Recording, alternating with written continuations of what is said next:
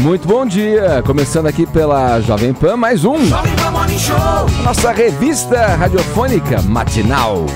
Jovem Pan Morning Show. Aqui tem informação, prestação de serviço, entretenimento, tudo isso na conversa dessa quinta-feira, 21 de setembro de 2017. 7-1. A maioria dos ministros do Supremo decide enviar à Câmara a denúncia da Procuradoria-Geral da República contra o presidente Michel Temer. E agora, hein? O que acontece? Freud, Zé Maria Trindade e Augustão Nunes explicam pra gente. Pra inglês ver, nosso correspondente em Londres, Ulisses Neto, traz os bastidores da demissão do técnico da seleção inglesa de futebol feminino. Mark Sampson é acusado de machismo e racismo. Quando a gravidez passar, à espera de gêmeos, Ivete Sangalo anuncia que está fora do Carnaval de Salvador, pelo menos como cantora, né? O negócio agora é pensar na prole, horas. Esses são alguns destaques do Morning que está só começando. Tem muito mais a se tratar nesta quinta-feira do Bom Dia Paulinha. Já querendo saber dessa hashtag. Não abri o Twitter hoje. Meu perfil tá lá fechadinho ainda. Você já lançou essa hashtag, hein, Paulinha? Hã? Já tá rolando. Afinal de contas, esse departamento estruturado de hashtags avançadas não deixa escapar nada da sua lupa precisa, não? Pois E é. deve ter incluído a Ivete nessa parada de hoje, não? Bom, é claro, né, Edgar? Eu queria dizer que eu já tinha dado spoiler dessa informação aqui no Morning Show, quando a gente falou da gravidez Nossa, você da nunca Ivete. faz isso, dá spoiler? Tinha feito essa conta e falado, gente, não vai ter Ivete nesse carnaval, hein? E agora eu quero saber das teorias. Porque hashtag carnaval sem Veveta. O que é que vai acontecer nesse carnaval, Edgar? Quem é que vai entrar no lugar da Ivete Sangalo? Como é que vai ser um carnaval sem a rainha do carnaval do Brasil? Ó, não sei lá, tô pensando, ela deve estar o quê? De uns 3 meses agora, por aí? É, quando 3 a gente meses. anuncia uma gravidez, Até lá- normalmente já tá pelo menos uns 3 meses. Até lá vai estar com o quê? 7, 8, Só por que aí? ela tá grávida de gêmeos, né? Não, tudo bem. Então esqueça. Mas eu tenho uma solução pra Ivete continuar rica, ganhando uma grana no carnaval e alegrar os soteropolitanos de todos os turistas que por lá passam nessa data. Vai. Um tronão. Põe um tronão, assim, no trio Tipo elétrico. uma rainha muda, A rainha, isso. mas grávida seria. Um cetro, assim, do lado, meio como um microfone. Olha, eu Ela não fica sei. sentadinha e cantando as músicas. É uma boa teoria. Ah, eu não sei. Sei lá. Acho que não sei. Grávida fica meio sem fôlego, né? Porque a barriga vai tomando Gente, é espaço. gêmeos, Sei lá, você eu- imagina. 2 ainda, é verdade. Pode ser até que já Não é tenha, boa sei ideia. lá, nascido. Às vezes nasce antes, Verdade. né? Não dá pra saber. Fica Ah. meio imprevisível. Agora eu quero saber da sua teoria, do seu gif, do seu meme para este hashtag carnaval Ana Furtado já sem instalada. Veveta. Já está lá, né? Pra cobrir. Pra substituir. Ó, eu vou falar uma coisa. Não dá pra substituir a Ivete Sangalo. É, Essa isso- é a minha teoria. Vocês vão deixar alguma coisa pra falar na hora da notícia ou vão falar tudo agora? Vou falar tudo depende, agora. diretor. A Carla não sei. Pérez, meu, você não tá é, sabendo? só pra saber. A Carla Pérez Obrigado, vai viu, voltar. Vini? Viu? A Carla Pérez e a Cláudia Leite vão assumir. Será? É. Então Nossa. vamos aguardar mais detalhes e vamos ouvir a teoria Senhor. de vocês aí.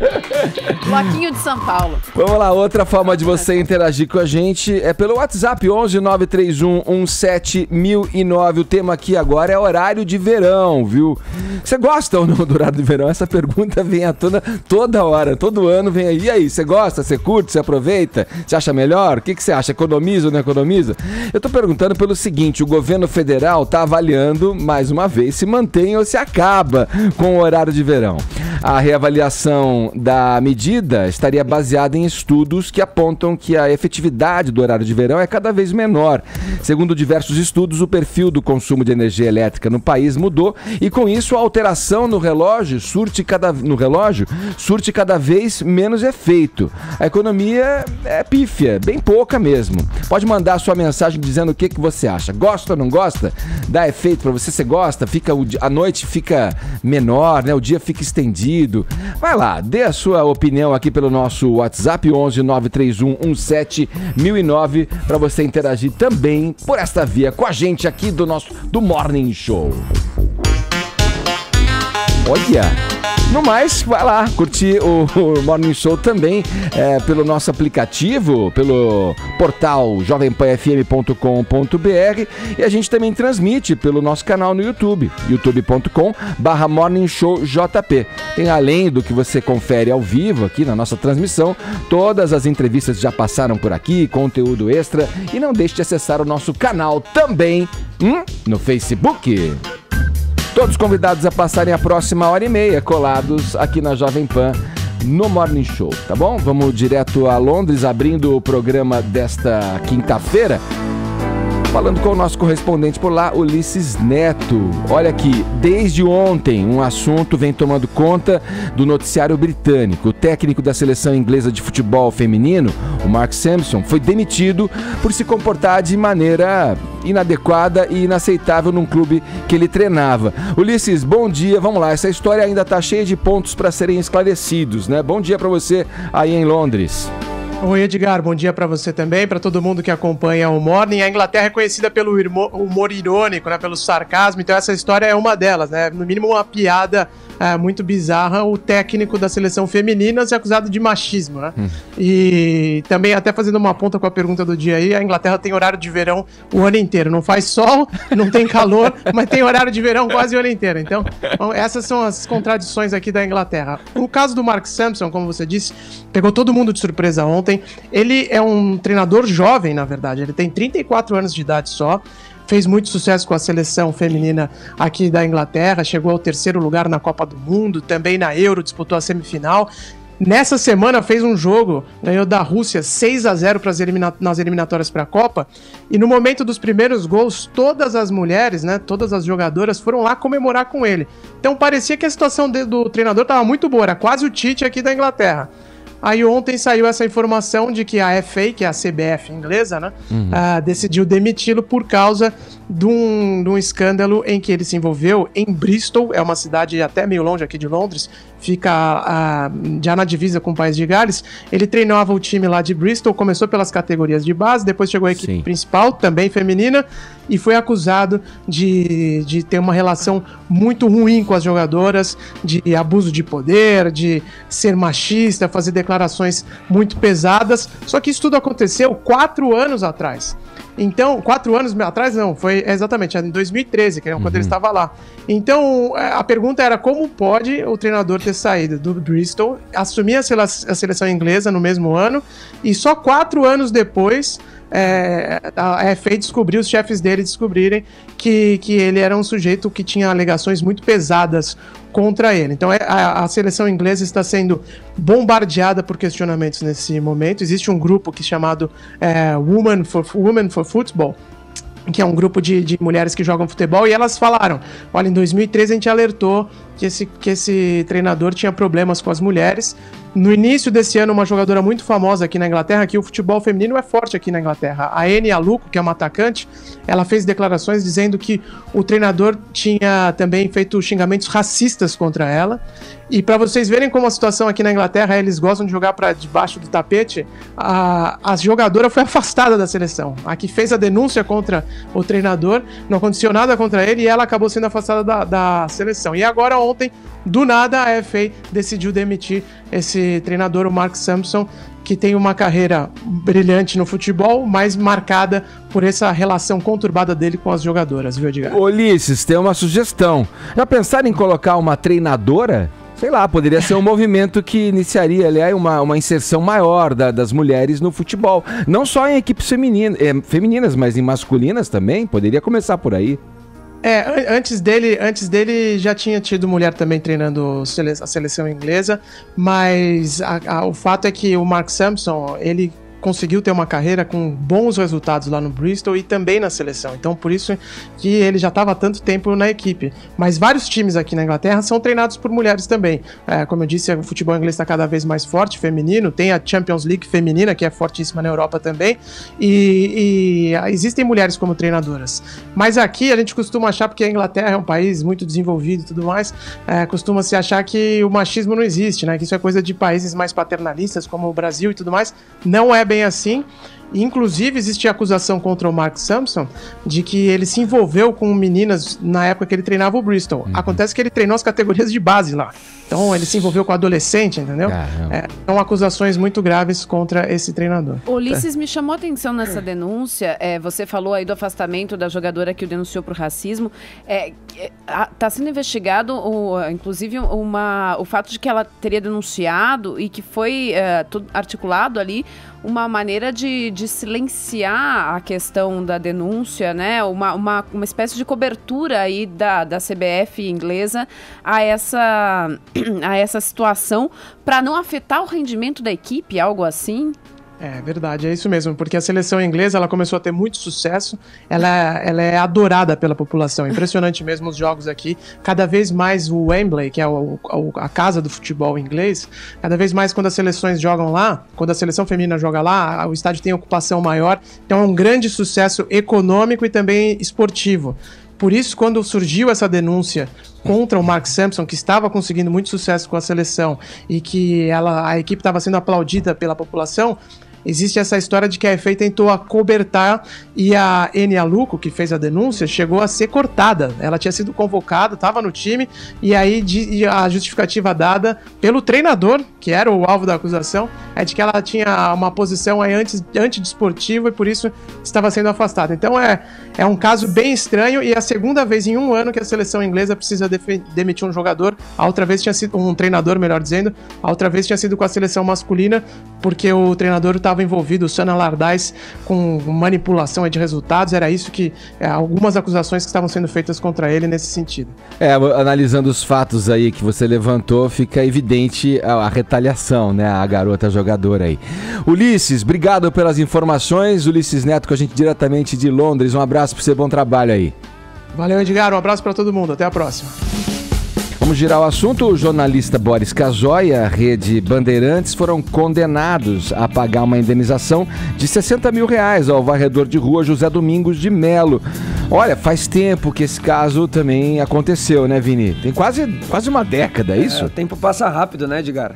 Esse caso aconteceu no dia 31 de dezembro de 2009, ou seja, véspera ali do ano novo, e a Band, depois de uma manchete, depois de uma escalada de manchetes ali do jornal da Band, exibiu uma vinheta com dois garis desejando um feliz ano novo, né, para o telespectador. Logo após esta vinheta, vazou um áudio do Boris Casoy ofendendo esses garis. Vamos relembrar esse momento, Vamos lá, Ed? tem o vídeo aqui. Feliz ano novo, muita paz, muita saúde, muito dinheiro, muito trabalho. Feliz 2010!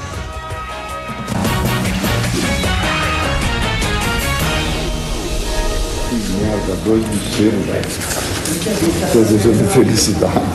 No alto da sua vassoura. 2 de cero. O mais baixo da escala do trabalho. Deu pau, tá sem ar, tá? Eita. Deu pau, tá sem ar, mas o Boris não tinha percebido, né, que estava no ar, então microfone aberto, ele soltou essa ofensa aí aos garis. Pra quem não conseguiu entender o áudio, ele fala: que merda, 2 lixeiros desejando felicidades no alto das suas vassouras, né, a escala mais baixa aí do trabalho. Então ele foi indenizado a pagar R$60 mil para um desses garis, o José Domingos de Melo. O Francisco Gabriel de Lima também entrou com a ação, mas ainda o mandato não foi emitido pela Justiça, e o Boris já fez esse pagamento no último dia 28 de agosto. Mas olha só, Ed, o Boris e a Bandeirantes escaparam de pagar R$3,5 milhões, que era o pedido inicial aí, mas o Tribunal de Justiça de São Paulo acabou revogando a decisão, né? Então o mandado de justiça aí do Francisco Gabriel ainda não foi emitido pela Justiça, ele pagou apenas para o José Domingos de Melo, que para o site do sindicato dos garis diz que vai utilizar essa quantia para ajudar a mãe de 75 anos que mora em Pernambuco e também para dar um churrasco entre os amigos. Fazer uma festa com os amigos. Pois é. É só para lembrar que o Boris, um dia depois desse áudio vazado, pediu desculpas no jornal da Band, pedir desculpa bem simples, assim, olha, vazou um áudio meu no jornal ofendendo os garis, então eu quero pedir desculpa a eles e também ao telespectador. Por isso que alguns de nós aqui, nós ficamos quietos até quando está no ar, sabendo que está no ar. Vamos lá, vamos para Brasília, capital federal. Agora a denúncia na qual o presidente Michel Temer é acusado de obstrução de justiça e de integrar uma organização criminosa será enviada à Câmara dos Deputados. Essa decisão foi tomada ontem pela maioria dos ministros do Supremo Tribunal Federal. Zé Maria Trindade, o placar do STF foi 7-1. Quem terá sido o ministro que votou contra, hein? Difícil essa pergunta, hein, Trindade? Bom dia. Não dá para ficar quieto, não. Muito bom dia. Olha só, ainda não terminou, né? O julgamento será concluído hoje, faltam 3 votos, mas a maioria já está formada no plenário do Supremo Tribunal Federal. Olha, os ministros analisaram o pedido do presidente Michel Temer para suspender o envio à Câmara dos Deputados daquele segundo pedido de abertura de processo contra ele no Supremo Tribunal Federal, assinado ainda pelo ex-procurador-geral Rodrigo Janot. A ideia era analisar só isso, o envio da denúncia contra o presidente Michel Temer. Mas alguns ministros acabaram aprofundando ali e definindo detalhes sobre o julgamento grande que vai acontecer sobre como aproveitar a delação premiada da JBS. E alguns ministros falaram, mas a decisão é essa, enviar ou não. Já está formada a maioria, hoje deve ser concluído o processo, e aí já estamos no passo seguinte, na Câmara dos Deputados, ou seja, já há articulação para evitar a abertura desse segundo processo. Agora, respondendo à sua pergunta, Gilmar Mendes, ele foi o único que votou contra e destilou ali... todo o seu ódio contra o procurador-geral Rodrigo Janot. Trindade. Chamou de incompetente e foi uma fala forte, Edgar. A gente tem esse vídeo aqui para ilustrar a tua fala aqui. Solta pra gente, Bruno, por favor, desse momento. Descer na escala das degradações. Não há o que mais descer na escala das degradações. Se trata de um indivíduo sem nenhum caráter. Na ânsia de se salvar, tentou envolver, na esperança de que o ministro relator iria manter o sigilo, tentou jogar a suspeita, a onda de suspicácia sobre o Supremo. Aí, tá vendo? Sem nenhum caráter. Ele usou palavras fortes, não foi só essa, né? O voto foi um pouco mais longo e ele dizia que havia má-fé, denúncias graves contra o ex-procurador-geral da República e destilou ali todo o seu ódio e mostrando, inclusive, que quando houver essa votação que eu me referi, que deve acontecer no futuro, né? Na verdade não é votação, julgamento que se fala no Supremo. Quando houver esse julgamento, ele vai decidir para não utilizar os dados e as provas da delação da JBS. Ô Augusto, o que os deputados vão fazer, a gente já imagina, né, até com base na denúncia anterior, né, que foi, né, para a Câmara dos Deputados. Mas dá para a gente vislumbrar alguma surpresa aí com relação a isso? Olha, em primeiro lugar, o ministro Gilmar Mendes, ele me lembra o episódio que sempre acontecia quando o Gabeira, único representante do Partido Verde na Câmara, ele ia votar. Você sabe que lá, se você tiver um deputado, você tem também o cargo de líder. Você é líder de si mesmo. Então, o Luiz Eduardo Magalhães, que era o presidente, bem-humorado, falava assim: como vota a bancada do PT pela liderança? E o Gabeira, do PV. E o Gabeira ria, vota assim, assim. E o Gilmar Mendes acha que é uma bancada. Do jeito que ele fala, parece que ele representa mais de um. Ele é o ministro responsável pelo agravamento da crise que teremos, crise ética e política, porque agora que as coisas pioraram mais ainda para o Temer, a gente lembra que tudo poderia ter sido resolvido seguindo a lei no TSE, o que ele não fez. O que ele não fez. E isso foi uma afronta à nação. Essa sim. Ele fez isso, abriu chance agora deu a chance agora aos deputados de novamente voltarem à prática da chantagem. Com motivos, porque o presidente Michel Temer não tem como se safar juridicamente. A salvação dele é política, negociando com essa turma. Sim. É o que teremos de novo. Culpa do ministro Gilmar Mendes e dos que o acompanharam. Ali havia uma bancadinha, né? Sim. No TSE. O Temer não tem condições morais de continuar governando o Brasil. E aí agora a gente discute aquele negócio, mas falta só um ano, se entrar o Maia cai também, depois o Eunício, e isso é o Brasil. Trindade, quer comentar ainda sobre esse assunto? Tem um outro para tratar com você, hein? Pois é, só para dizer, Augusto, que eu me lembro do Gabeira, você sabe que ele é irritantemente coerente, né? É um bom parlamentar. Muito. Eu me lembro que nessa fase, agora já não é mais assim, um deputado só não representa uma bancada, mas o Gabeira foi obrigado a votar a favor de um projeto apresentado por Fernando Henrique. E aí o Luiz Eduardo perguntou como vota a bancada do PV, que era ele sozinho, e ele sério foi no microfone e falou: senhor presidente, apesar desse governo fascista ter retido as minhas sementinhas, eu vou votar sim. Ô Trindade, vamos lá para o nosso outro assunto, que é o fim das coligações partidárias, né? Isso é uma discussão que vem como um dos temas na proposta de reforma política e que acabou ficando aí empurrado para adiante para 2020, né? É isso? Exatamente. Foi um trabalho longo, difícil, os deputados reconhecendo a sua incompetência, porque todos os partidos queriam votar a reforma política. Só que o seguinte, não há uma liderança para galvanizar essa pretensão e transformar isso num projeto, né? Então ontem na Câmara houve um mínimo ali. Então o que aconteceu?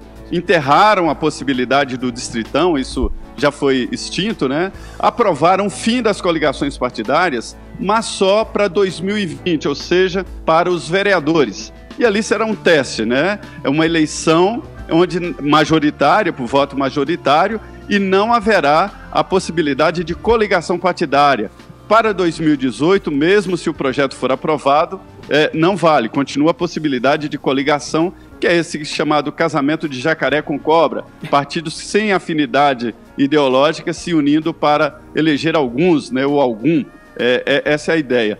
E também a cláusula de barreira, ela será implementada gradativamente até 2030, né, mas já no ano que vem já existe ali a primeira barreira para a formação de partidos. Os partidos terão que eleger pelo menos 9 deputados, isso já é um degrau importante para filtrar um pouco aí o número de partidos, que pode chegar a 50, hoje são 35. Então a primeira parte foi aprovada na Câmara, o segundo turno não está concluído, ficou para a semana que vem, e depois tem que passar ainda pelo Senado e ser promulgado até o dia 7 de outubro. Aí é que está a dificuldade, viu? Obrigado, Trindade, um abraço para você. Pois não, muito bom dia a todos. Tá aí. Ô, Augusto, bom, a gente pode chamar de tudo menos de reforma política, piada, né? Porque, ó, você viu o que o Zé falou? Bom, tem lá o fim das coligações, as cláusulas de barreira, o próprio sistema de votação em si, distritão, distrital misto, distrital puro, a verba destinada, né? A verba para campanha. Quer dizer, vai destrinchando-se ali com que objetivo também, né? Até 2020. Parece mais simples a história. Cara, escolham claro, aí o que é melhor. O Trindade se referiu a um fenômeno que é importantíssimo. Acabaram os chamados cardeais da Câmara, que eram os que se reuniam e decidiam alguma coisa sensata e tal para apresentar ao plenário depois já depurada. Sim. Agora você só tem o baixo clero e é essa confusão. São interesses individuais ali girando, né, querendo dinheiro, pensando no próprio futuro e nada a ver com o que interessa ao Brasil. Eles deixaram para 2020 uma solução que, se fosse imposta agora, impediria que tivéssemos, como lembrou Luiz Felipe Dávila quando veio aqui, um congresso em que 35, menos de 40 deputados se elegem com a própria votação. Você vai ter a turma eleita pendurada nos outros, o que é mais um absurdo. Isso deveria ter sido feito, não foi feito agora, por quê? Porque o povo também não pressiona. Eu odeio me parecer repetitivo, mas eu tenho de dizer isso. Houve alguma pressão? Nem pelas redes sociais, desta vez. Sim. Nada. Eles votaram como se estivessem isolados em Brasília do resto do mundo, é como eles fazem. Ninguém pressionou, eles fizeram o que quiseram. O Brasil perdeu mais uma chance de se tornar menos primitivo. Sentiu a guinada aí no papo, hein? Vamos mudar de assunto, vamos girar o papo aqui no Morning Show. Vou trazer uma novidade a respeito de duas bandas que são bandas bem legais do rock and roll. Paulinha, vamos lá. Foo Fighters e Queens of the Stone Age, né? Estão aí sentindo o cheirinho tupiniquim, é isso? Havia um boatos, não é, Edgar? Que a banda viria pro Brasil juntas, as duas bandas juntas. E agora tá tudo confirmado, real oficial nos perfis das bandas. Que acho que é a melhor forma da gente ter certeza que eles vêm mesmo, né? Eles próprios anunciam. É verdade. Então vai ter a turnê Foo Fighters e Queen of the Stone Age pelo Brasil. Serão 4 shows entre o final de fevereiro e o começo de março. Começando pelo Rio de Janeiro, no dia 25 de fevereiro, no Maracanã. Aí vão descendo. Né? Aí vem para São Paulo dia 27, Curitiba... E depois fecha a passagem com Porto Alegre no dia 4. Curitiba é 2, se eu não estou enganado, exatamente, né? Dia 2. E depois fecha em Porto Alegre dia 4 e eles ainda se apresentam também em dupla em Buenos Aires no dia 7 de março. Então tá tudo certo. As duas bandas estão com trabalhos novos, né? A gente tem aí Concrete and Gold do Foo Fighters e o álbum Villains do Queen of the Stone Age, mas é claro que tem os hits, né, Ed, que nunca ficam de fora do repertório dessas bandas que já tem uma carreira longeva aí na história do rock. Eu acho que a galera ficou feliz, mas preocupada, porque tá tendo muito show esse ano, muito mesmo, né, de várias bandas que tem fãs brasileiros e que estão tendo que economizar, parcelar, porque não tá fácil pagar todas essas entradas aí não, Ed. Né? Então beleza, olha aí, confirmada a turnê então do Foo Fighters e o Queens of the Stone Age, e passando por Rio, São Paulo, Curitiba e Porto Alegre, e depois seguindo para Buenos Aires. Eu não falei dos valores porque não tem ainda essas informações, mas se você for no meu blog jp.com.br/Paula Carvalho, tem um link para você entrar na pré-venda. Então assim que começar a vender, você vai... São os primeiros 3 mil ingressos, me parece, exatamente, né? Para cada local, onde quem se cadastrar ali pode ter essa, digamos, vantagem de comprar antes, enfim, e vai ser avisado por e-mail também, exatamente, né? Aí, tá certo, pronto. Queens of the Stone Age e Foo Fighters em turnê, comecinho do ano que vem aqui pelo Brasil. Hoje, dia 21 de setembro, é o Dia Mundial do Alzheimer, doença que afeta cerca de 30 milhões de pessoas no mundo. Para falar sobre esse assunto, a gente está em contato aqui na linha com o Dr. Fabiano Molin, que é neurologista da Universidade Federal de São Paulo e membro titular da Academia Brasileira de Neurologia. Doutor Fabiano, bom dia, muito obrigado por atender o nosso pedido aí, muito obrigado por atender a nossa entrevista. Gostaria que o senhor começasse essa nossa conversa dando um esclarecimento básico sobre o Alzheimer. Na verdade, a pergunta é simples: o que é o Alzheimer? Bom dia, Edgar, bom dia a todos os ouvintes. Bom, o Alzheimer é a principal demência do mundo, né? Hoje a gente estima que mais da metade dos casos de demência no mundo são causados por essa doença. A doença de Alzheimer clinicamente se apresenta como uma perda de memória. Não é uma perda de memória qualquer, é uma perda de memória que leva a um prejuízo das atividades diárias. Eu deixo de fazer o que eu fazia, eu deixo de pagar as contas que eu pagava. Pior ainda, eu não lembro o que não lembro, que aí começa a complicar um pouquinho a mais, porque se eu não lembro o que não lembro, a culpa normalmente não é minha, e sim da secretária que está aqui em casa que pegou meu dinheiro, ou do meu filho que não me entregou o que ele acha que me entregou, ou da minha esposa que não me deu o recado que ela fala que deu, e a coisa acaba complicando bastante por esse prejuízo de memória. Pois não, pode seguir, por favor. Não, fica à vontade, Edgar. Não, como é que os familiares, as pessoas que estão no entorno, né, do doente podem reconhecer esses sintomas, detectar precocemente, enfim, esses sintomas? Uma das coisas mais importantes é realmente a gente entender e comparar a pessoa na sua história. Então, como era meu pai, como é meu tio, como é meu marido, minha esposa, há 6 meses atrás e como ela está hoje. Se a gente perceber que há uma queda muito importante, isso pode ser um sinal. E uma outra maneira que a gente pode fazer isso é comparar com as pessoas da mesma idade. Olha, o que meu pai faz, o que meu irmão faz, o que minha esposa faz é muito menos, ele lembra menos, ele é menos independente, ele tem um prejuízo de comportamento, ele está diferente dos pares da mesma idade. Isso podem ser dicas simples, mas não existe uma informação única. Na verdade, nós como médicos nessa avaliação, a gente usa o contexto todo, a história da própria pessoa e alguns testes para que possa nos ajudar a gente a avaliar o grau de prejuízo na rotina desse indivíduo. Agora, esses testes são clínicos ou tem algum diagnóstico que tem a ver, sei lá, com DNA, algum exame que te dê indícios de que é Alzheimer?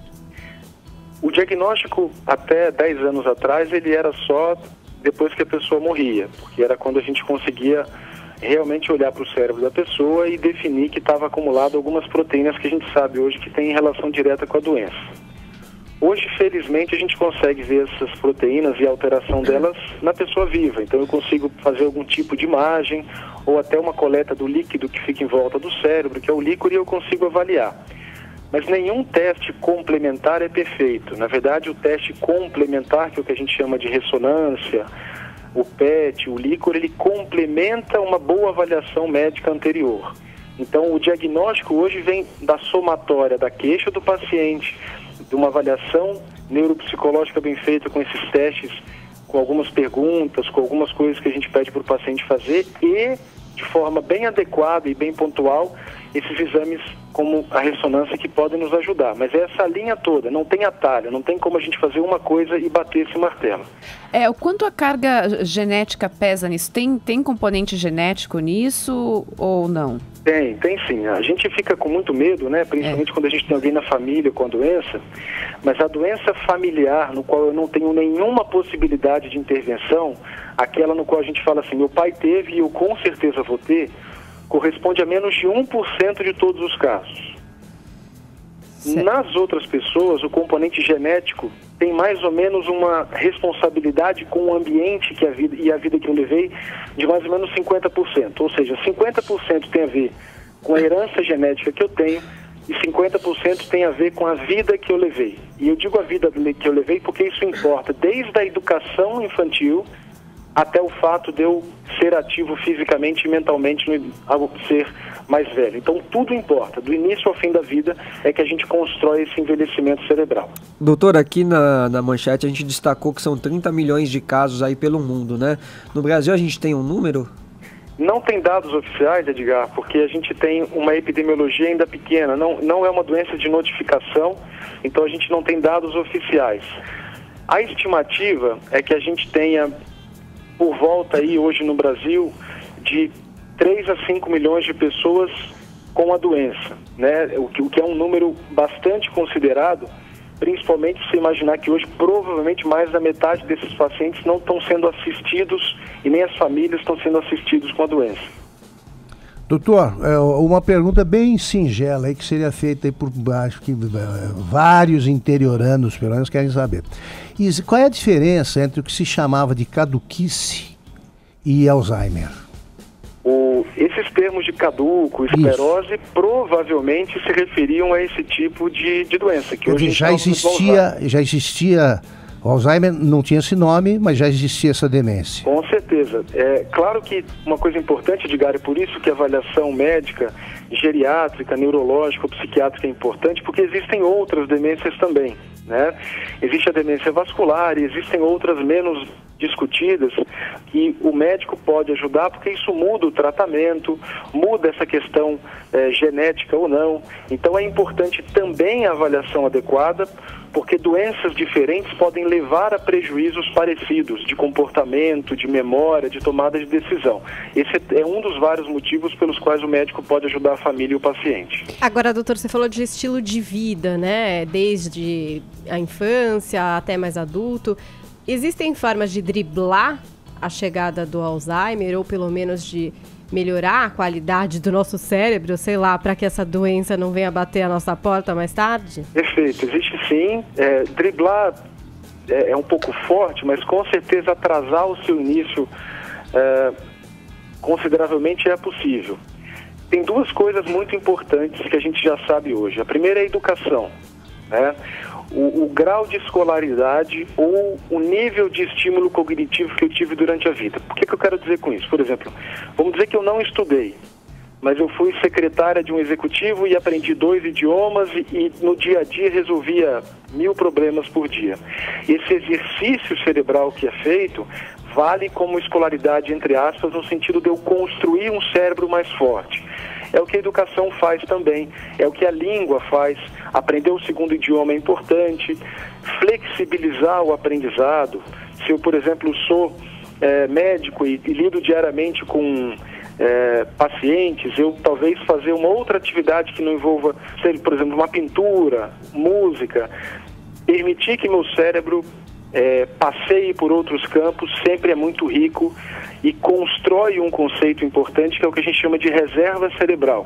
É isso que, na verdade, você está perguntando. Como que eu construo um cérebro forte o suficiente para tolerar o envelhecimento sem manifestar sintoma nenhum?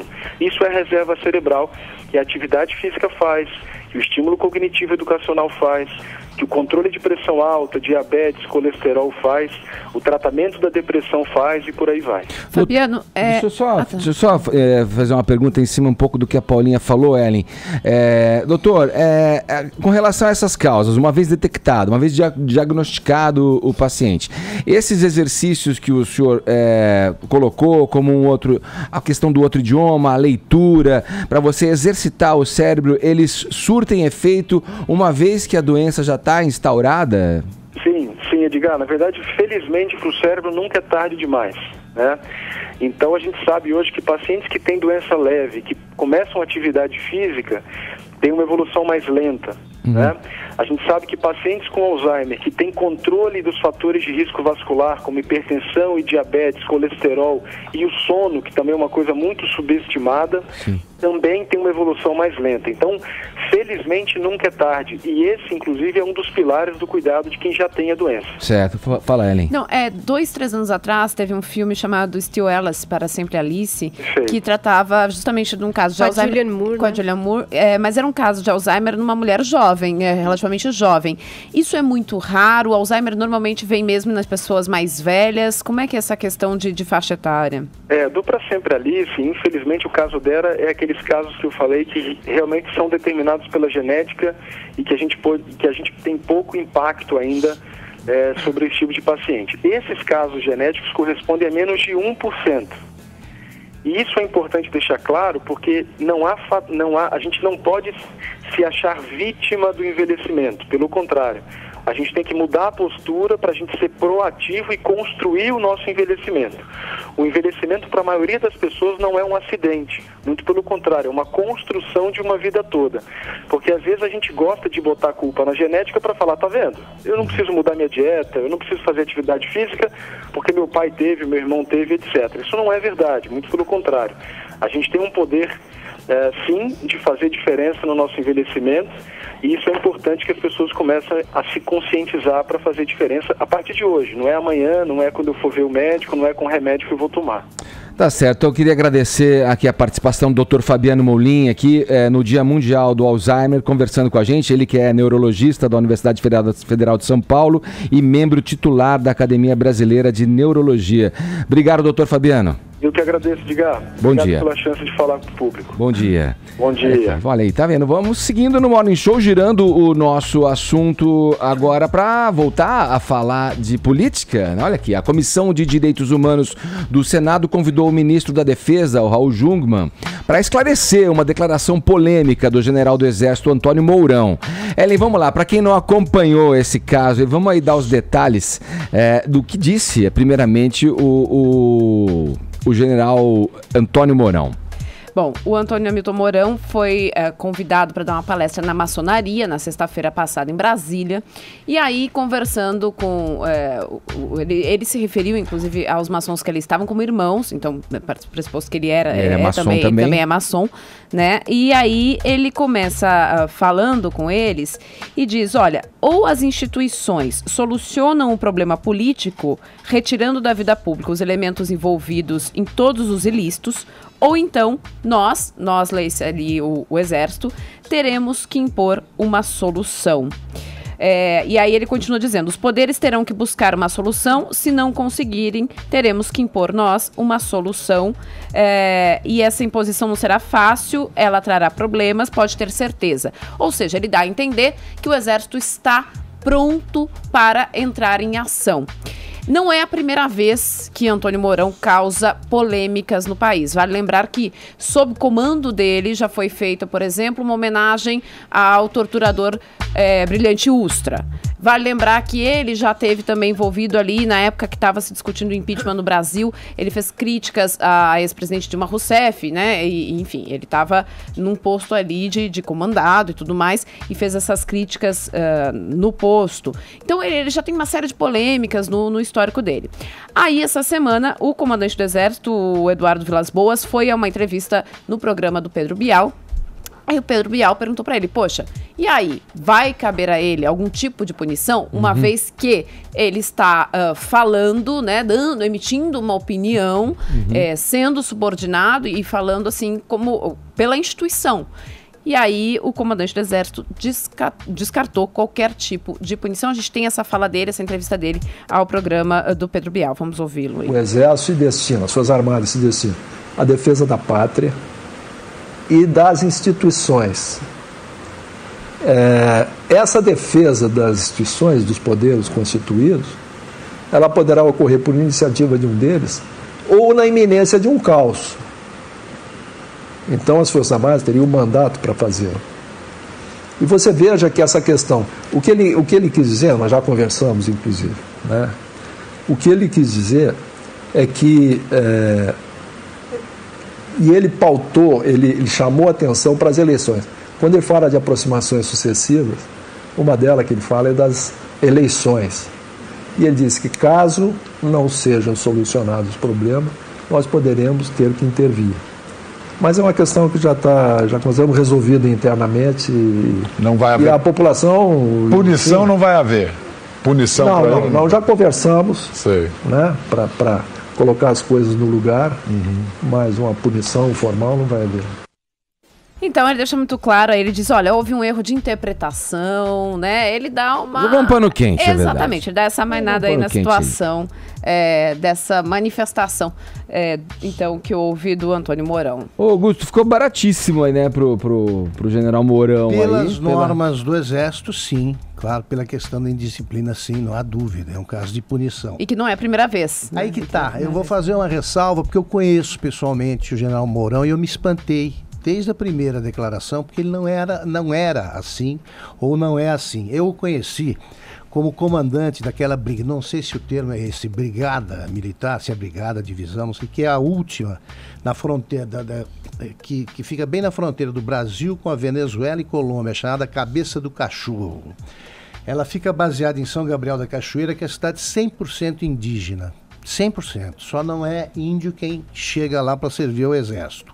Os soldados que servem lá são indígenas, das tribos da região também. E o Mourão desenvolvia lá um trabalho espetacular, com os índios inclusive. Ele é um cara que sabe se aproximar dos índios, ele não agride a cultura indígena, ele defendia os índios de gente que tentava entrar com aquele kit. Eles falam que é kit indígena, né? Cachaça no meio de garrafa, aquelas garrafas de plástico. Fazer um escambo ali. Professoras entrando com isso. E esse cara me disse o seguinte, olha só, eu tenho 50 anos, na época que tinha isso aí, foi em 2008. Ele falou, eu estou aqui no papel de juiz, porque o juiz está acompanhando a mãe como candidata a deputada federal em Manaus. Eu estou no lugar da promotora, que está em licença maternidade, eu estou no lugar do delegado, que ainda não foi nomeado, e estou no lugar do prefeito, que teve o mandato cassado e a Câmara não resolveu o impasse. Aí eu fui fazer um pedido em Brasília, era o sujeito do governo Lula, ainda que estava no Secretaria de Direitos Humanos, um negócio desse, ele foi pedir uma verba lá, ele falou, eu levei um chá de cadeira e o sujeito chegou para mim depois de um tempo, falou assim, em 64 vocês faziam pior. Ele falou, eu não tinha nascido em 64. Ele era um cara que tratava a política com distanciamento. Você não gosto disso e tal. Eu não sei o que aconteceu com o Mourão. É um homem íntegro. Esse cara está completamente equivocado. Não pode fazer isso, não pode dizer isso e tal. Mas eu estou contando essa história porque eu acho que pesaram na decisão esses fatores. Os caras que o conhecem. Ele não me pareceu nem de longe um perigo público. Ele cuidava das fronteiras, ele se queixava de que o exército estava completamente sucateado. Então era isso aí. Ele era um general profissional. Acho que a maioria dos militares brasileiros está fora dessa. Sim. Mudou muito, não é a possibilidade O próprio de Vilas Boas tinha dado uma entrevista à Folha há um tempo atrás, muito lúcida, dizendo que isso era uma coisa que não cabia mais. Hoje em dia o Brasil era um Brasil, né, eu de acho instituições que fortes. Eu acho que é muito mais fruto de mágoa isso aí do que qualquer plano. Então não acredito, não. Depois eu perguntei até, porque ele é gaúcho. Ele é gaúcho. Eu falei com o Marcelo Reck, que foi contemporâneo dele. Diretor da Zero Hora. Cara legal, tal. Não sei, eu lamento. Ô Augusto, no começo da entrevista do Bial, quando esse assunto ali é colocado na entrevista pelo apresentador, o próprio Vilas Boas fala, o Mourão, um grande cara, ele começa a falar dele assim, um gauchão. E ele... essa impressão dele mesmo. Ele já está em cargo administrativo por causa disso, porque já houve esses dois episódios anteriores que realmente foram complicados. Não tem punição pior para esse tipo de general, com esse perfil, do que ser afastado da tropa. Vamos lá, girar o assunto mais uma vez aqui no Morning Show. Agora o assunto, na verdade, é um mix de esporte e cinema. Morreu ontem, aos 95 anos, o ex-boxeador Jake LaMotta, que nos anos 40 foi campeão mundial dos pesos médios. Ele serviu de inspiração para um dos maiores clássicos do cinema. Vamos lá, Vini, o diretor Martin Scorsese e o ator Robert De Niro devem muito ao LaMotta, né? Ao Jake LaMotta, né? Bastante, né, Edgar? Até porque esse filme Touro Indomável foi indicado, né, ao Oscar de 1981, acabou não vencendo, mas o De Niro venceu na ocasião como melhor ator por esse personagem aí, Jake LaMotta, que morreu aos 95 anos. Ontem, né, Edgar, a filha do ex-boxeador, a Kriti LaMotta, comunicou a morte do pai em uma mensagem pelo Facebook, e a atual esposa dele, a Denise Baker, com quem ele estava há 25 anos, confirmou ao site TMZ que o ex-boxeador morreu em um asilo de idosos por complicações de uma pneumonia. Ele foi campeão mundial por 1 ano e 7 meses, né? Lutou ali entre a década de 40 e 50 e era conhecido também pela rivalidade nos ringues, Edgar, com o Sugar Ray Robinson, né? E uma curiosidade, ele venceu apenas um dos confrontos contra o Sugar de 6 confrontos, mas era porque o Sugar era muito difícil de ser batido. A primeira luta o Sugar venceu, depois o LaMotta venceu a outra em 52, e aí foi criada essa rivalidade, né? E ficou marcada aí como uma disputa lendária. Porém, fora dos ringues, a história do LaMotta não foi tão boa assim, não tão digna de orgulho, né, Edgar? Porque ele era um homem muito violento e também teve casos aí de violência doméstica, de estupro, de violência que quase chegou a homicídio, né? Chegou a ser preso algumas vezes, e isso ele acabou relatando em 70 no livro Touro Indomável, Minha História, uma autobiografia que aí serviu de base para o Scorsese, que 10 anos depois, em 1980, fez o filme, aí adaptou para o cinema, para a obra Touro Indomável. E o curioso é que ele participou ativamente da produção desse filme. Ele treinou o Robert De Niro, eles contaram até que lutaram mais de 1000 vezes até o LaMotta dizer, ó, agora você tá pronto para poder me interpretar. E o De Niro foi realmente brilhante na sua atuação, tanto que venceu aí o Oscar. E ontem o De Niro fez um breve comunicado aí sobre a morte do LaMotta, descanse em paz, campeão. O LaMotta disse que quando viu o filme falou, nossa, eu era realmente uma pessoa detestável, era uma péssima pessoa. E a primeira mulher dele falou assim, olha, você era pior do que isso. Olha só. Exatamente. Então ele acabou aí falecendo ontem aos 95 anos. Tá aí, o nosso registro então, o falecimento do boxeador, o ex-boxeador, o Jake LaMotta. Exato. Agora, falando em esporte, Ed, a gente não pode deixar de registrar que ontem tivemos aí decisões pelo Brasil no futebol, né? E o grande destaque, obviamente, é o quê? É o time da Ellen. A eliminação do Santos. Eu ia falar que era o time da Ellen, pô, que é o único brasileiro que se manteve na Libertadores, pô. Na eliminação do Santos. Claro, né? Claro, isso aqui é a eliminação do Santos, é que é destaque, obviamente. Tem alguma coisa pessoal contra o professor Vila. Eu encontrei o professor Vila de manhã, Edgar, ele tava meio desanimado. O time que se mantém na Libertadores, mas aí, o destaque é isso. Mas aí eu me juntei a ele, porque o Corinthians ontem também acabou sendo eliminado na Sul-Americana, né? Então um não tava podendo usar muito o outro, mas aí eu perguntei... Vocês se abraçaram. A gente se abraçou e eu perguntei pro professor Vila o que ele achou dessa eliminação do Santos aí. Vamos ouvir. Já tem juiz de vídeo na Sul-Americana. Né, professor?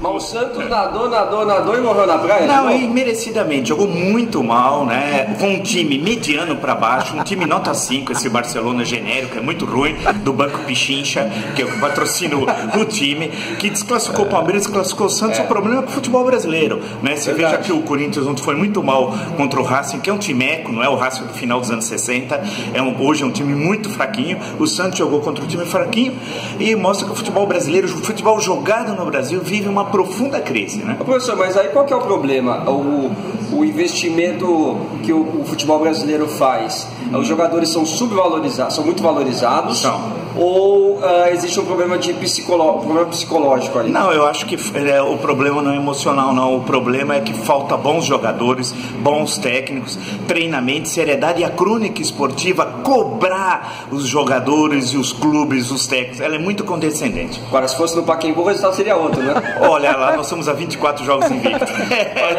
Valeu. Ontem aqui o Vini dizia que o resultado já estava dado, o Santos já estava... Mas eu mantive a tradição das minhas apostas, que sempre dão certo. A Sul-Americana já deve ter árbitro de vídeo. Ontem não teve gol de mão nem gol de pé, nós iremos para o que der e vier. Se vocês quiserem, podem aprender a pelejar com a gente. O Grêmio tá na semifinal, agora apenas 4 jogos aí do Qual que foi pode o resultado ser em cima do tricampeonato da Libertadores. Né? 1-0, gol na cabeça do Lucas Barros. Eu acho a graça que com esses times titulares ridículos, eles poupam os jogadores né, com os reservas, imagina. Agora, o professor Vila que faz esse pedido sempre pro Santos jogar no Pacaembu, né? Até porque lota mais o estádio também, mas sempre teve aquela mística. Também, mas sempre teve aquela mística da Vila, né? Então por isso que o Santos prefere jogar os jogos mais importantes. Mística da Vila, pode chamar de Pelé que ela tem. Agora, esse questionamento, né, Augusto, Edgar, Ellen, Paulinha. Paulinha pode até dar uma opinião melhor sobre o assunto, né, Paulinha? Porque é o seguinte, o investimento do futebol brasileiro é muito maior do que dos outros times do futebol sul-americano. Né? Se você pegar o orçamento de um Corinthians, de um Palmeiras, de um Santos, é muito maior do que esses outros times que estão na Libertadores. Mesmo assim, os brasileiros acabam sofrendo contra o cara esses vem times. encerrar a carreira aqui, o que acontece? Contrato... O Brasil investe... Olha... É ruim? Porra. O Brasil investe em educação, o que a OCDE exige do Brasil para investir em educação. E a nossa educação é o que é.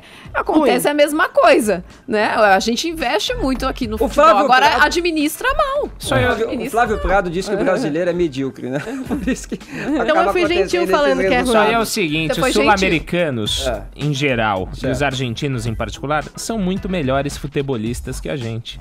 E por que ganham menos? Não sei.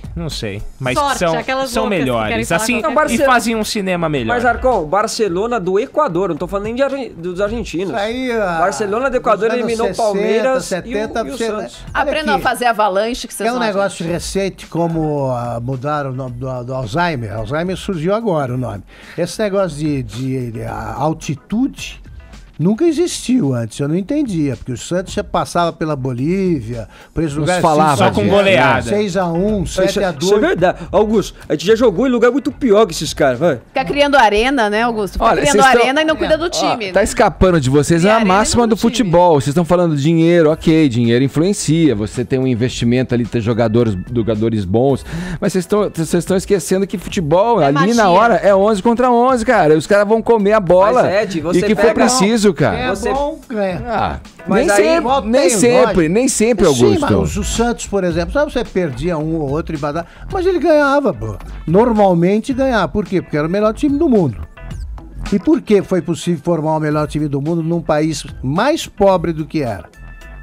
Por quê? Porque a torcida sempre paga a conta. Pô, o Tevez não jogou no Corinthians, Mascherano não jogou, não pagaram a conta. Agora vendem os craques que surgem com 18 anos de idade. Esse Gabriel Jesus aí, nenhum palmeirense vai lembrar dele. O palmeirense com menos de 10 anos não vai lembrar quem foi esse cara aí, não passou pelo Palmeiras. Não fez nem a carreira, como se diz, né? Agora vende pra gastar mais depois pra compra de bondes, como se chamava antigamente. O fato agora é que o Grêmio é o Brasil na Libertadores. É isso aí, vamos lá, vamos, Tricolor. Vai, Casão, dá a hora certa aí. Não, hora o quê? Hora certa. Hora certa. Hora certa. 11 horas de Brasília. A cantora Ivete Sangalo anunciou nessa quarta-feira que tá fora, viu, do carnaval brasileiro, do carnaval baiano, do carnaval de Salvador, soteropolitano, né? Vini, era de se esperar, né? Nossa, até engasguei. Engasgou o homem aqui. Porque carnaval sem Ivete a gente fica meio... Até por conta da gravidez anunciada aí, né? Veio a questão, né? Ui, será que vai ter carnaval com Ivete, né? Não, aí não tem como, né, Edgar? Até porque é uma gravidez de gêmeos, né? Então, vai nascer aí antes dos 9 meses. Ela não falou de quantas semanas ela está, mas imaginando que seja aí uns 3, 4 meses, então vai estar estourando ali no carnaval mesmo. Estourando a bolsa. E ela decidiu então gravar uma live ontem no Instagram dela para comunicar os fãs, até porque ela não quer criar uma expectativa de que ela possa estar aí no Carnaval de Salvador, que exige um preparo físico muito grande, né, Edgar? Aquele trio elétrico ali, energia que vai. Eu tô cansada só de pensar. Só de assistir você já fica cansado, né? Vamos ouvir então um pouquinho, ouvir e ver um pouquinho das palavras de Ivete Sangalo, que não estará no Carnaval de Salvador em 2018. O Carnaval de Salvador. Aí você pergunta, Ivete, que você quer conversar disso justo agora? Ainda falta tanto tempo pro Carnaval de Salvador. Porque o Carnaval de Salvador, além de ser assim, a menina dos olhos da minha carreira, é uma coisa que eu tenho um apreço, um carinho muito especial. É a maior festa da minha terra, da Bahia. É uma das festas que me projetou assim para o mundo inteiro, com essa música deliciosa que é o Axé. E que eu tenho uma relação intensa demais com o Carnaval. E esse ano de 2018, né, que vai ser em fevereiro de 2018, em virtude da alegria e da felicidade de eu estar esperando gêmeos, né, 2 menininhas, eu não vou poder fazer o carnaval, né, por orientação médica e por orientação também dos meus neurônios. Afinal de contas, seria uma grande responsabilidade minha estar perto do parto, ali naquelas datas, e me colocar em cima do trio. Seria irresponsável. Agora, só uma coisa engraçada demais, né? A predestinada Ivete Sangalo com os filhos nascendo em pleno carnaval. Coincidências a parte dessa vida. E onde ela tá? Verdade. Nesse castelo, o fundo é verde com dourado. De roupão. Na França. E a maquiagem tá maravilhosa. Tá linda, Ivete. E ela disse que apesar de não estar neste carnaval, vai ser um dos carnavais mais felizes da vida dela, né? Pelo nascimento aí da filha, mas que nada impede de colocar um abadá e assistir ali os seus colegas. Ela falou até que tá pensando em alugar um apartamento próximo ali do roteiro do carnaval para poder acompanhar toda essa festa. Hoje tem estreia do The Voice e a Ivete estreia aí, né, no The Voice Adultos, né? Ela que participava do The Voice Kids, aí rolou aquela... Pegou o lugar da Cláudia, né? Entre ela e a Cláudia Leite. A Cláudia Leite vai pro The Voice Kids e a Ivete estreia hoje no quê? Pegou o lugar de sacanagem. Não, elas trocaram, né? Mais ou menos, né? E também ela anunciou aí nessa live que fará uma parceria com MC Livinho. Vai sair um clipe aí dos dois em outubro, Edgar. Falado. Paulinha, como é que tá então aí em função disso a nossa hashtag Carnaval sem Veveta? Olha, estamos entre os assuntos mais comentados deste país. E são muitas as teorias, né? A gente tem o pessoal que tá hashtag chateado, como o Janson, que diz: Carnaval sem Veveta é tipo horário de verão, você vai ser obrigado a conviver com isso. E tem gente que tá mais assim, tipo, não ligando, como o KKM, que diz: Carnaval sem Ivete é a melhor coisa, agora só falta Salvador sem carnaval. Olha que torcida. Esse não gosta. E tem aquele pessoal que vai usar isso como desculpa na vida. Tem aqui uma pessoa maravilhosa, que é a @Tami, sei lá o quê. Ela diz o seguinte: não vai fazer muita diferença pra mim, que não tem R$1 pra ir pra Salvador. Pelo menos agora eu posso inventar que eu não vou, porque, enfim, a Veveta não vai estar e tal. Desculpa. Eu gostei do Laco Simples Assim, que sugeriu pra nós colocarmos o quê? Paula Carvalho para fazer playback de Ivete. Ah, perfeito. Playback. Perfeito. Bom, Mas eu acho se que é playback, ela eu faz posso o playback E sabe o que vai ser o melhor? Você a vai poder... performance ela tem. Você Vou vai poder poder- dançar em vai cima do trio elétrico. Tá apoiado, eu acho que essa é a campanha aí. Morning Squad tem que levantar essa história. Vamos lá, e aqui pelo WhatsApp a gente perguntou para os nossos ouvintes se eles gostam ou não do tal horário de verão. Antes de passar aqui a ouvir os áudios que chegaram aqui pra gente, vocês gostam ou não do horário de verão? Você, Paulinho? Eu adoro. E aí, Augusto? Não gosto. Não gosta? Não tem efeito nenhum sobre a economia, é muito chato. Ellen. Eu gostava mais quando era criança e podia Esperar mais ver, pra beber, assim, curtir mais o dia. Mas eu gosto. Tem o quê? Repete Tem isso aí. que esperar mais um pouco para começar a beber, porque beber à tarde é meio complicado. Por quê? Nossa, que não precisa. Tem que manter a imagem. É Sunset Party. Tem que manter a imagem. É, tem que ter uns drinks de piscina, Eu começo Augusto. na hora do crepúsculo. Fala, Vini. Eu tô com a Ellen. Quando eu era mais novo, eu gostava pra poder jogar uma bola até mais tarde, né? Enquanto ainda era claro. Agora não faz muita Eu gosto diferença também, não. acompanha a Paulinha aqui. Eu gosto, acho legal o horário de verão. Não sei explicar muito porquê, mas eu acho bacana. Porque o dia fica mais Vocês não parece. são noturnos. Vamos lá? Então os ouvintes responderam pra gente aqui se eles gostam ou não do tal horário de verão. Vamos ouvir. Oi, aqui é a Ana Lu de São Paulo. Eu sou completamente a favor que acabe o horário de verão, que é um horror acordar sem o sol e dormir com o sol. Que, enfim, quem trabalha e tem que acordar e dormir cedo sabe que é um horror acordar sem o sol e dormir com o sol. Abaixo o horário de verão. Bom dia, galera do Morning Show. Aqui é o Michael de Ribeirão Preto. Olha, quando eu era moleque, quando eu era garoto, eu adorava o horário de verão. Porque eu saía da aula, ainda estava claro, e ia pro clube aproveitar o resto do dia, né? Até lá para as 8, assim. Agora que eu virei adulto, que eu tô trabalhando, eu detesto o horário de verão. Porque tem que acordar bem mais cedo. E tem muito mais coisa para fazer em casa. Abraço para vocês, viu? Fala, Edgar, fala pessoal do Morning. Eu vivo em Gotham City no horário de verão, porque eu saio muito cedo e é escuro, e volto à noite que é escuro também. Não consigo fazer nada, é noite a noite. Tchau, abraço, José do Aeroporto. Fala aí, Ed. Bom dia a todo mundo aí do Morning Show. Bom dia. Aqui é o Eduardo na Austrália. Opa! Ó, eu falo pra vocês que eu adoro o horário de verão, porque com ele eu consigo assistir vocês num horário mais confortável, às 10 da noite. Olha aí. Agora é 11 da noite, cara, fica muito difícil, muito tarde. Então, pra mim, eu sou muito a favor, viu? Um grande abraço pra vocês. Gostei do motivo desse, né? Bom dia, Morning Show. Aqui é a Suiane de São Paulo.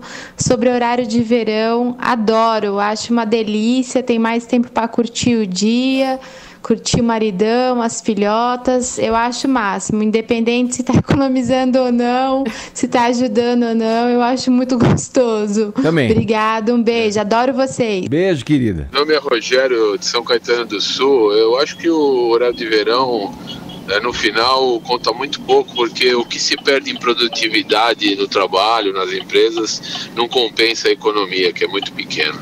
Ô, louco, olha aí.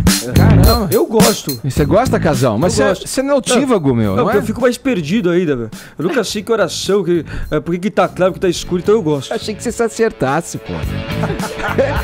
Vamos lá pro Rio de Janeiro agora. O juiz Marcelo Bretas aplicou ao ex-governador Sérgio Cabral a maior pena em processos derivados da Lava Jato. Nosso camarada por lá, Rodrigo Viga, conta pra gente os principais pontos dessa condenação. Bom dia, Rodrigo Viga. De cara já te pergunto, você gosta do horário de verão? Eu curto, embora que seja sempre verão, né, meu caro Edgar?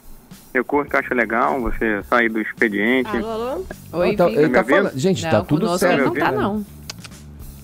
Oi, Viga. Alô, Viga, tá ouvindo? Oi, Paulinho. Gente, que medo. Aperta um aí, por favor. O on. Fica tão amaldiçoado e não consegue... Aí, tá certo, pode ir. Agora vai. Vai. Oi, tô Viga. vivo ou não tô vivo? Tá vivo. Agora tá vivo, Viga. Ah, muito obrigado, Casa Grande. Vou falar em Casa Grande, rapaz, levei uma entrada desleal ontem, tô com um pisante novo aqui no pé, tô andando de bota, viu, meu caro Edgar? Tá cupetando calo aí?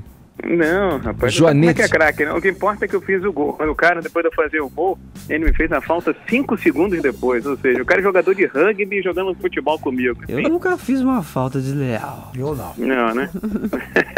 Eu curto o Hora de Verão, deixa eu dizer pra vocês por quê. Porque nessa vida moderna, de correria e coisa assim, fica muito enclausurado. E, pô, você sair 7 horas da noite do escritório, do estúdio, do seu local de trabalho, e olhar pra fora e ver ainda a luz do dia, eu acho sensacional. Agora eu tava ouvindo a rapaziada aí, se o cara é vigilante noturno, esse daí curte a noite de qualquer maneira, né? O Hora de Verão pra ele não faz diferença nenhuma, né, cara? É compulsório no caso. É, exatamente, não tem jeito. Vamos lá, Viga, vamos falar do juiz Marcelo Bretas aí, que aplicou essa pena, é mais uma, né, pra cima do Sérgio Cabral. Exatamente. A gente pode até já batizar o filme do Cabral que começou a ser construído pela Justiça do Rio de Janeiro nas últimas horas. Que tal O Colecionador, meu caro Edgar?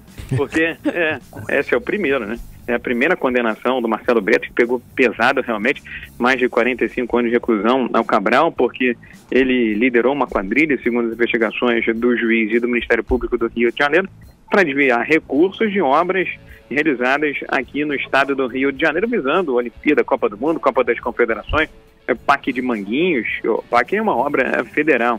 Também teve desvio no arco metropolitano que está caindo aos pedaços, e o Maracanã. Eu sempre gosto de falar do número do Maracanã, viu, Edgar? Você que vinha aqui ao Rio de Janeiro com a camisa do Guarani de Campinas e com um brinco de ouro na orelha, entendeu? Você assistia aqui o Maracanã antigo. O Maracanã moderno, bacana, é legal, não tem ponto cego, lindo, maravilhoso.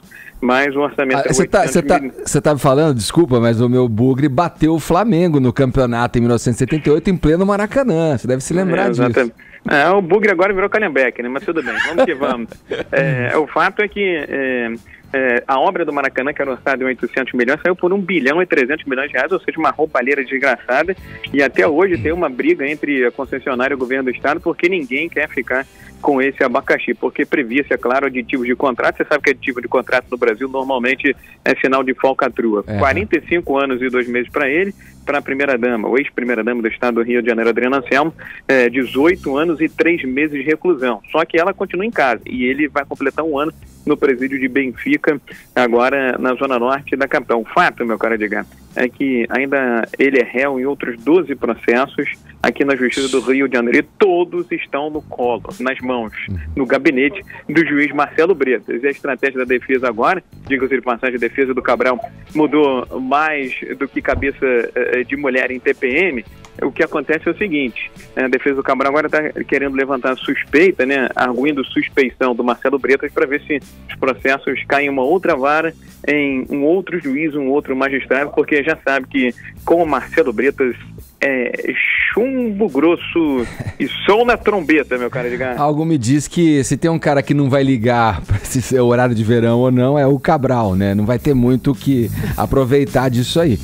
Mas ele tem uma mamatinha lá dentro, ele tem tanta molezinha, tem umas visitas fora de horário, ele recebe comidinha, enfim. O que a gente sempre fala é o seguinte, Edgar: roubou pra caramba, segundo as investigações aqui do Ministério Público. Agora, tem que devolver isso tudo, porque depois de 20 anos, 30 anos, quando for solto, ele vai estar usufruindo de tudo isso. E ainda vai ficar de herança para as próximas gerações da família Cabral, né, Edgar? Sim. Viga, vamos rapidamente falar também da questão aí do pedido para que as Forças Armadas patrulhem as ruas do Rio de Janeiro. Rolou um desencontro aí entre declarações que foram consideradas... Não é desencontro, é uma sacanagem mesmo. Porque o ministro, o Raul Jungmann, havia dito, né? Ele deixou ali nas entrelinhas. Não, foi textual mesmo, para ser sincero. Você é cheio de milhares em casa, né, não? Dizendo que as Forças Armadas brigando, né? poderiam ser acionadas em algumas situações ali. O governo do Rio de Janeiro fez essa leitura e aí deu esse imbróglio aí. Como é que a gente tá nesse ponto? Eu diria que... Imagina um imbróglio entre as suas meninas no seu harém doméstico. Imagina. O papai me deu o ingresso para um festival de música. Eu também quero. Não, mas o seu cabelo hoje você não lavou. Mas o meu é mais bonito que o seu. O seu nariz é grande, o meu é pequeno. Não, mas a minha unha tá feita. Sabe aquela coisa de mimimi, nhenhenhen, tititi, meu cara de gato? Pois bem, eu não estou dizendo que aconteça na sua casa. Eu sou democrático lá, pelo menos tento. Só estou usando um exemplo, tá, Edgar? Então virou isso, mimimi, nhenhenhen, tititi. a polícia do Rio de Janeiro não gosta dessa participação das Forças Armadas aqui no Estado. E o Estado não está fazendo a menor questão da presença das Forças Armadas, até porque fez 3 operações, acha que as Forças Armadas mais atrapalharam do que ajudaram, e o resultado foi nenhum fuzil apreendido. E as Forças Armadas também estão querendo muito o quê? Sabe o quê, Edgar? Patrulhar orla, que é molezinha, até eu quero, né? Ser sentinela, olhando o biquíni e decote das meninas na praia, né? E quer pegar só teta, só moleza. Essa é a interpretação da Segurança Pública do Rio de Janeiro. Nas últimas horas teve um disse-me-disse danado. O ministro Raul Jungmann disse que poderia oferecer ajuda ao Rio de Janeiro, que estava disponível, mas aí o Rio de Janeiro, só para cutucar a onça com vara curta, só para dar aquela alfinetadinha, usar um vuduzinho, falou assim, beleza, eu quero a ajuda das Forças Armadas, mas estão aqui mapeadas 103 áreas para vocês atuarem. 103 áreas para vocês atuarem na região metropolitana. E as Forças Armadas, que só querem essa ostentação de vitrine, segundo a Secretaria de Segurança Pública, de imediato disse, não, muito obrigado. Se é para fazer isso, eu não quero. Mas outro dia, Edgar, na terça-feira, roubaram um revólver de um sentinela porque abandonou o posto e saiu para namorar. 500 homens das Forças Armadas foram a uma favela aqui no Rio de Janeiro para recuperar essa pistola. Ou seja, quando querem, dá para fazer, viu, Edgar? Tá bom, Viga. Obrigado, bom trabalho para você aí no Rio de Janeiro. Grande abraço, hein? Você já viu meu pisante? Precisava ter uma imagem aí pra gente falar sobre isso, Viga, mas depois você detalha. Esse Rodrigo Viga, falando direto do Rio de Janeiro. Augusto, essa crise da segurança do Rio de Janeiro tem muito de relação com o governador que tá, o ex-governador que tá engaiolado, como você gosta de dizer, né? Tudo a ver. Elegeram 2 vezes o Sérgio Cabral, um bandido, para governar um estado infestado de organizações criminosas. Ele acrescentou mais algumas, fez o que fez. Eu não entendo como o cinema brasileiro não explora esse filão. Dentro do grande roteiro que você tem da Lava Jato, você tem subtemas que dariam grandes filmes. Esse cara, por exemplo, meio doido, né? Ele roubou na cadeia que ele construiu e está hospedado, e na quentinha servida lá e tal. E o Viga lembrou bem que ele leva uma vida melhor que a dos outros presos, mas é um inferno. Tem regalias, Esse cara tá acabado, ele não vai poder mais circular pela rua e tal. Tem tudo a ver com ele, ele acabou com... Ele só fez demagogia com segurança pública, deu no que deu. Repito, ou há uma intervenção federal séria, ou o Rio vai ficar cada vez mais parecido com a Síria. Como se vê pelos vídeos publicados ultimamente, em que os caras com armamento pesado comemoram a vitória da batalha do dia. Falado agora 11h23, horário de Brasília.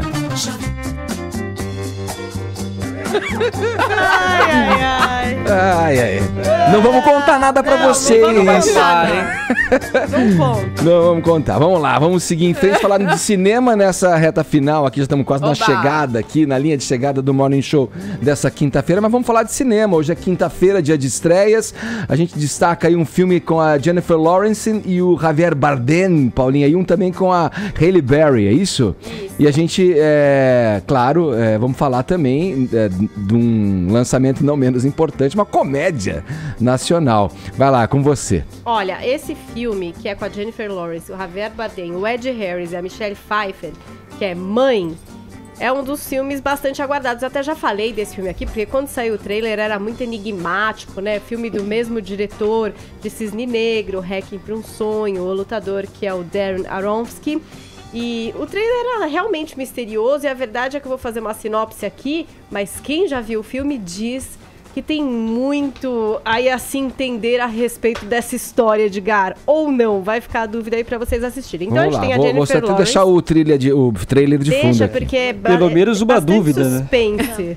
Não, vai ter muitas dúvidas, viu, sobre esse filme. Eu tô bastante intrigada. Então a gente tem a personagem da Jennifer Lawrence, que é uma mulher casada com um cara que é o Javier Bardem, e eles residem numa casa meio decadente, assim, que a mulher tá meio na noia de, enfim, arrumar essa casa. O Javier Bardem é um escritor em crise. Alguém ele vai matar.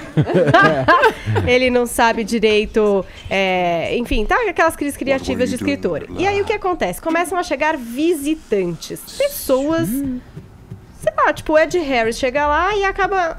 fica, dorme, o marido diz. E a mulher, como assim dorme? A gente não conhece essas pessoas. E aí chega a Michelle Pfeiffer. E aí começa a chegar a gente, entendeu, Edgar, nessa casa. E aí, é que acontece essa trama que vocês têm que assistir pra compreender e depois me contar, tá? Mãe estreia hoje, é uma das estreias mais aguardadas aí dessa semana. Aí você falou do filme da Halle Berry, O Sequestro. A Halle Berry faz uma mãe que tem um filho sequestrado. Então no trailer o que a gente vê basicamente é que ela tá ali com o filho, de boas, no parquinho, tudo certo, quando de repente, cadê? Cadê o menino? Cadê? Quando ela vai ver, ela percebe ele sendo arrastado por um carro, sendo sequestrado. E aí, essa mãe vai querer achar esse menino a qualquer custo, Edgar. Ela vai pegar o carro dela e ela vai atrás, entendeu? Ela é tipo a mãe Rambo, assim, entendeu? Ela vai fazer justiça com as próprias mãos. Sim. Ela vai perseguir esse menino, ela vai tentar achar ele a qualquer custo. E não vai parar. Aliás, esse trailer me lembrou... Enfim, não é a mesma história, não tem nada a ver, mas tem a Halle Berry, um outro filme dela muito interessante que chama Chamada de Emergência. Então, se vocês também tiverem a oportunidade de assistir em casa aí, baixar, enfim, alugar, sei lá como é que você faz pra assistir filme, Chamada de Emergência também traz a Halle Berry numa situação, assim, de desespero e ação, sabe? Tentando solucionar uma situação quase que insolucionável. Eu achei bem legal o trailer e tá aí pra vocês também como sugestão. E você falou de um filme nacional, Divórcio. Mas, nossa, Ed, eu gostei tanto do trailer de Divórcio. É com o Murilo Benício e a Camila Morgado. Pelo trailer de Divórcio, você já percebe que tem um cuidado diferente com a fotografia. Que não é uma coisa muito comum pra comédia, né, Ed? Então, ali você tem a história de um casal. O personagem do Murilo Benício é o Júlio. Ele tira a Noeli do altar, casa com ela, entendeu? Eles vão viver aquela vida simplesinha, só que eles inventam uma massa de tomate e ficam riquíssimos. E eles são ali do interior paulista, de Ribeirão Preto e tal. E aí vão ficar ricos e tal, só que o casamento vai sofrer um desgaste, vão acontecer alguns mal-entendidos aí e eles vão resolver se separar. E na hora de dividir esses bens, hein, Edgar? Cada um vai arranjar o seu advogado, cada advogado vai explicar pra cada um que cada um tem direito a muita coisa, e aí vai começar aquela briga de casal, né? Que tá se separando com muitos ingredientes que me parecem bastante interessantes, né? Como o sertanejo universitário, o sotaque meio caipira, essa coisa meio de novo rico, casa em condomínio, enfim. Eu acho que tem muita coisa interessante aí acontecendo. O filme é do Pedro Amorim, o mesmo de Mato Sem Cachorro. E tá aí também uma boa opção do cinema nacional estreando hoje nas salas de todo o Brasil. Falado, Paulinha. Então assim a gente pode encerrar o nosso programa hoje com as estreias aí na telona. Vamos para os ganhadores. Temos ganhadores, tanto os tuiteiros quanto as pessoas que participaram aqui da nossa enquete, né? Pelo WhatsApp. Vamos começar. Quem é que tá aí para dar o prêmio hoje, hein? Já que a Paulinha falou do meu filme, eu quero dar o vencedor aqui. Murilo Benício? Você veio, querido? Você vai assistir o Divórcio hoje? Eu quero assistir o Divórcio, sim. Tufão? Tufão. A vencedora é a Ana Lu. E aqui quem ganhou foi o Will Gonçalves no Twitter. Falado, obrigado a todo mundo que participou, interagindo com a gente nessa manhã de quinta aqui no Morning Show. Vamos fechando a lojinha, prometendo voltar amanhã, a partir das 10 da manhã. Só pode beber de noite. Augustão tá animado hoje, hein? Tem que escolher a bebida certa. Só escolher a bebida certa. Obrigado pelo prestígio, pela audiência. Amanhã às 10 a gente tá de volta. Vamos beber de idade, Augusto. A gente vai assistir o filme e depois te bebe um pouquinho mais.